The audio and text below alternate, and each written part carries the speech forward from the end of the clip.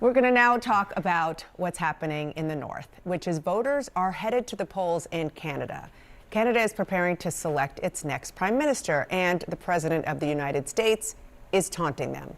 Quote, "Good luck to the great people of Canada," President Trump wrote in a Truth Social post this morning, adding, quote, "Elect the man who has the strength and wisdom to cut your taxes in half, increase your military power for free to the highest level in the world, have your car, steel, aluminum, lumber, energy, and all other businesses quadruple in size with zero tariffs or taxes if Canada becomes the cherished 51st state of the United States of America."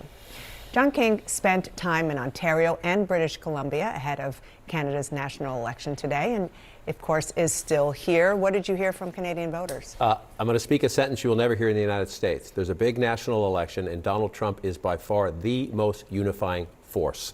You speak to voters in Canada, they can be conservative, they can be liberal, they can even be more to the left of the Liberal Party, support the New Democrats or support the Green Party. Listen here, 3 different voters, this is in Ontario, say, what's your number 1 issue in this election? Donald Trump.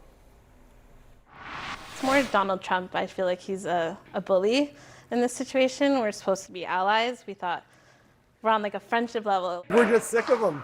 You know, and it's only been 3 months into the term. I never thought I would put up a Canadian flag, but I think when it comes down to crunch time, Canadians really gather up. There is no friends anymore. The biggest thing in Canada is we have friends all over the world. How many friends does Americans have right now? Trump's insults about 51st state, about calling the prime minister governor, they have created this wave of nationalism in Canada. 3 of the voters you saw there, the 2 women, sisters-in-law, and Toby Gorman at the hockey rink, they were going to be Green Party voters.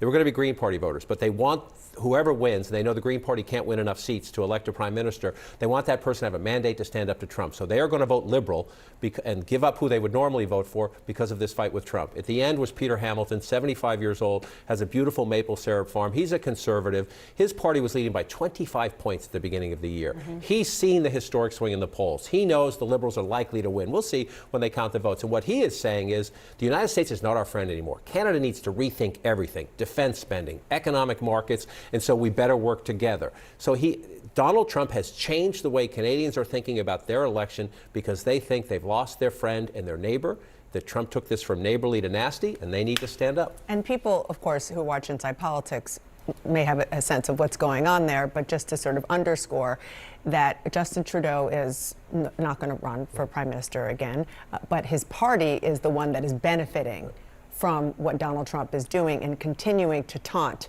his fellow conservatives to the north. And that is why the conservative candidate, Pierre Poilievre, said the following on his social media on X this morning. "President Trump, stay out of our election. The only people who will decide the future of Canada are Canadians at the ballot box." They were up 25 points at the beginning of the year. The problem for Poilievre is that, he is with Trump on some issues. He talks about the woke institutions and coming out with things like that. He's a younger, sort of a flipper politician. But again, unifying factor that Trump has been, both Mark Carney, now the prime minister and the Liberal leader who took over for Trudeau, and Poilievre have proposed, these big different details, but using government money to help Canadian industry that Trump is attacking with tariffs and everything like that. Trump has, their economics are actually quite similar, because Trump has brought them together. This was an election about change at the beginning of the year. Now it's an election about Trump. And Carney he's viewed by Canadians, he's serious, he has central bank experience, he understands the economy because of his bank experience both here and in London. And so people have said, oh, Donald Trump, you're trying to make us dump these guys? A, no. And number 2, we need an adult to stand up to Donald Trump, and at least the late polls show they think it's more Carney and the Liberals. I don't think you can underscore enough how much has changed in such a small amount of time. Also, if you're Trudeau, do you wish that maybe you had been able to ride that wave a little bit longer? Because the race to replace him was basically to be prime minister for a few more weeks or so until this election happened, because the Liberals were in such a bad position. And President Trump has just changed that entirely, and he doesn't seem to regret it. I mean, he really enjoys sort of trolling the northern neighbor. And it's also to see and hear those voters you talked to, John, in Canada, so angry. I mean, that tells you everything you need to know. And I mean, there was one person at a hockey rink. So we've seen the Canadians angry or animated there. But generally speaking, they almost apologize for it. They say we're really nice people, but we're really They mad say at you. sorry. I've heard that too. Yeah, our reporter Jim Frisengera was in Ontario. He was in Windsor.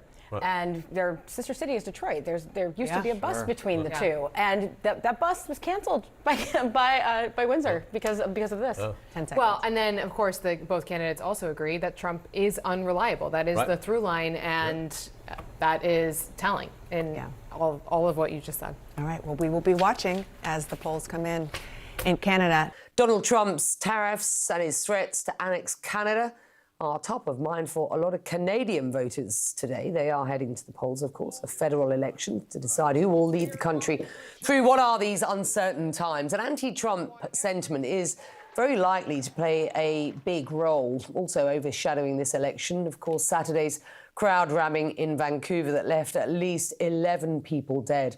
A 30-year-old man is now facing murder charges for that attack. CNN's Paula Newton following the voting and the weekend news for us from the Canadian capital of Ottawa.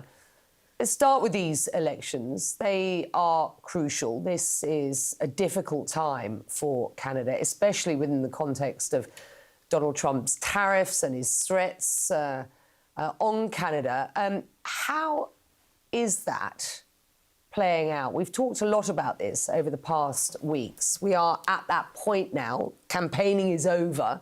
How big a role did Donald Trump and the US play in campaigning? And how likely is it that ultimately people will be voting on that as much as, if not more, than anything else? Becky, I would say that Donald Trump has been a defining presence in this election, and that continues right to this hour. Donald Trump posting on Truth Social, he decided that he wanted to weigh in on the Canadian election, and he says, good luck to the great people of Canada, almost insinuating himself in this campaign, saying, elect the man who has the strength and wisdom to cut your taxes in half. And he goes on with a litany. I will say, Becky, that in terms of this, it is likely another troll against Canada, saying that it would be much better off as the 51st state. And I note the language here, that he is saying, look how beautiful this land mass would be, as if Canada is some kind of commodity. And that is that very thing that Canadians in this election voted on, Becky, and continue to vote on. There was a record turnout for advance polls, a lot of people saying that there was a lot at stake, an existential threat from Donald Trump, not just because of tariffs, Becky, but because of this threat for Canada to be the 51st state. I will note Mark Carney, the Prime Minister, did say a few days ago that he does not expect that the president would try and do that in a military sense, but certainly in an economic sense to try and cripple Canada. The Conservative leader, Pierre Poilievre, shooting back at Donald Trump this morning, saying, stay out of our election. Becky, I think it's safe to say that the majority of Canadians would have liked to see him post that in all caps. They are emphatic here that they will decide the future. And while they may see the United States as continuing to be a close ally, they do not see Donald Trump advances as funny in any way, shape, or form. And this election is about that threat from the president. Becky? Which is probably why he was better off not posting that in all caps, because that's very Donald Trump-like, isn't it?